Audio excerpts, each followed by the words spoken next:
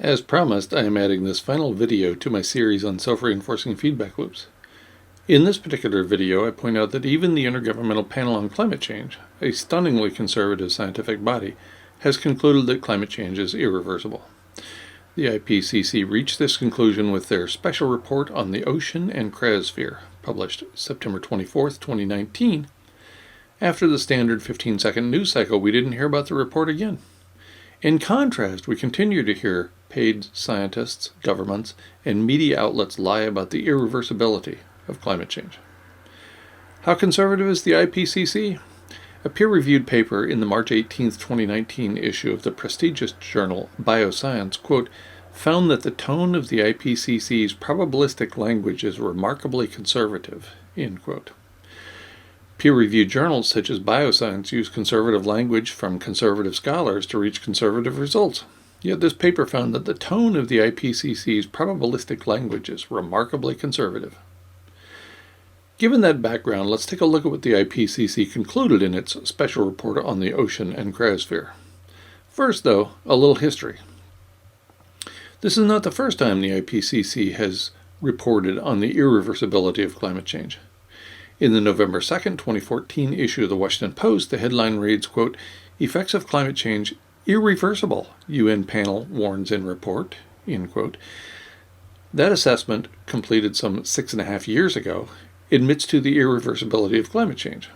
Here's the lead in that article from the Post, quote, "The Earth is locked on an irreversible course of climatic disruption from the buildup of greenhouse gases in the atmosphere, and the impacts will only worsen unless nations agree to dramatic cuts in pollution," an international panel of climate scientists warned Sunday, end quote. I don't need to tell you what our collective response has been. The IPCC report from 2014 concludes with this line, quote, "Continued emission of greenhouse gases will cause further warming and long-lasting changes in all components of the climate system, increasing the likelihood of severe, pervasive, and irreversible impacts," end quote. My own work at GuyMcPherson.com includes the documentation of 65 self-reinforcing feedback loops already triggered when I stopped counting in August of 2015. I have documented several additional feedback loops since then, of course. Many people have questioned my conclusions by taking issue with my personal life. None have questioned the evidence I present because the evidence is unimpeachable. The evidence I cite has been produced by other scientists and published in peer-reviewed papers and synthetic, national or international reports. All that aside, the special report on the ocean and cryosphere published by the IPCC on September 24, 2019 is a big deal. More than 3 years after I pointed out 65 self-reinforcing feedback loops that were published in the peer-reviewed literature and major government reports, the IPCC finally admitted climate change is irreversible due to overheating of the ocean. Because only one self-reinforcing feedback loop is required to demonstrate the irreversibility of climate change, the IPCC has finally joined the evidentiary club.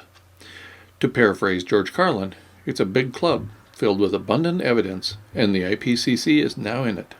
Welcome aboard, Intergovernmental Panel on Climate Change. At GuyMcPherson.com, I have documented not only the irreversibility of climate change, but also the abrupt nature of ongoing and projected future climate change. We are in the midst of abrupt, irreversible climate change. We are on the verge of losing habitat for Homo sapiens on Earth through any number of means, as I pointed out in my April 2021 peer-reviewed paper, Rapid Loss of Habitat for Homo sapiens. In that paper, published in Academia Letters, I pointed out half a dozen means by which we could lose habitat on Earth, our only home. Once we lose habitat, life will become short and miserable for the remaining humans on Earth. Of obvious importance is the definition of habitat. For that, I turned to Linnea Hall and 2 other scholars in the spring 1997 issue of the peer-reviewed journal Wildlife Society Bulletin.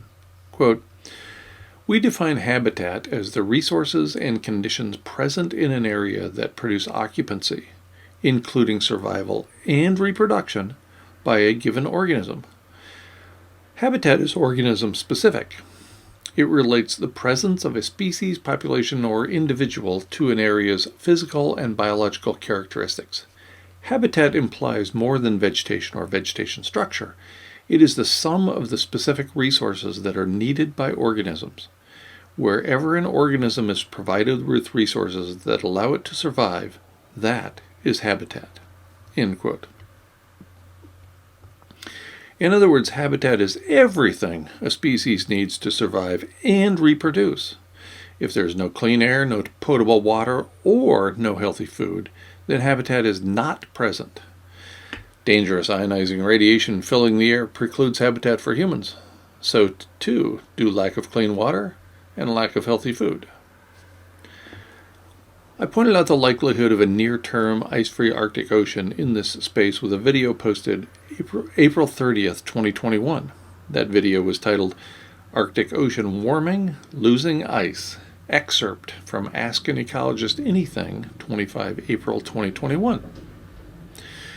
Due primarily to the rapid rate of environmental change in the wake of the first ice-free Arctic Ocean with humans on Earth, loss of habitat will almost certainly be extended to most and perhaps all life on Earth. The few species that retain habitat in the face of rapid environmental change will surely lose habitat as the world's nuclear facilities implode, as I pointed out via video in this space, June 29th, 2021. Obviously, I'm not a fan of losing life on Earth.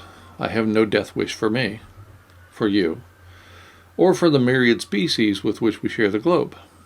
However, I see only one way to sustain our species, and too few people seem interested in giving up the slightest bit of privilege for the shortest amount of time simply to extend our run on Earth via implementation of the mere reflection framework directed by Dr. Ye Tao at Harvard's Rollins Institute.